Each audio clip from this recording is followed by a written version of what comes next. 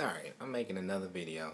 I made one on my computer with the webcam, but it came out kind of crappy, so I'm hoping using my phone, since it's the only other camera I have, that it comes out good. But today I just want to talk about Condit and Nick Diaz. I just read on MMA Weekly that Condit said he's not rematching Diaz, and if he does rematch Diaz, it'll have to be after the GSP fight. Now, in my opinion, that's bullcrap. We got an interim champion so we could have a welterweight champion for the next 9 months until GSP comes back. Now, Condit is putting himself on the sidelines to wait for GSP to come back. The whole point of an interim belt is so you have a champion until the champion comes back. To put yourself on the sidelines is pointless. It means we need an intern champion for the intern champion. So if Condit's not going to defend the belt, then what was the point of bringing in an intern champion? We already had a number one contender for GSP in Diaz.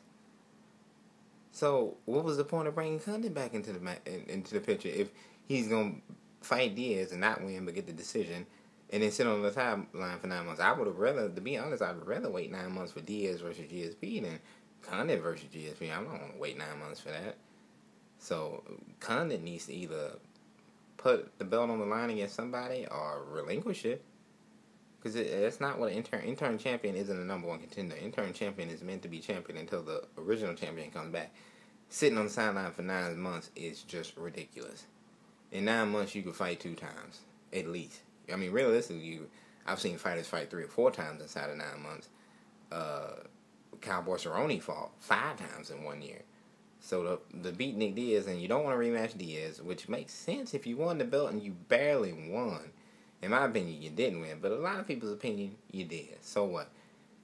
At least give him a rematch, not wait 9 months because you want to fight GSP. That's not a champion. If you're not willing to defend the belt, that's not a champion. That is, a champ, which if you replace one letter becomes champ. But yeah, to sit on the sidelines for 9 months and say you won't rematch Diaz, you won't fight anybody else, you just waiting on GSP, is just disgusting. I mean, GSP has been defending his belt for the past 3 years, and I can say for sure that he's only one of the few champions that actually was defending his belt up to 3 times a year. A lot of people were on the sidelines because they were either fighting for other belts or moving up in weight classes. So for him to decide that he wants to sit on the sideline for 9 months, I'm not with it. If you're not going to defend the belt, then move out of the way for somebody who does want to fight for the belt, or who's willing to defend the belt, or who's willing to be a champion. That's what a champion does. You defend your belt. So to win the belt and say I'm sitting on the sideline for 9 months is basically saying you don't want to be a champion, but you want to have a belt. So, in my opinion, he should fight at least 2 times before GSP comes back. It's 9 months. He can fight 2 times in 9 months. So he needs to just go ahead and put the belt up, or relinquish it, or move aside, because that's not, you're not even being an interim champion. So that's my opinion on it. I don't know how everyone else feels about it, but that's how I feel. Is if you're a champion, defend your belt. If not, then what are you doing? So we'll see what happens over the next 9 months. If Dana White's gonna let him just sit on the sidelines, or if they're gonna force him to fight. But I mean, I guess if he doesn't want to fight, he doesn't have to.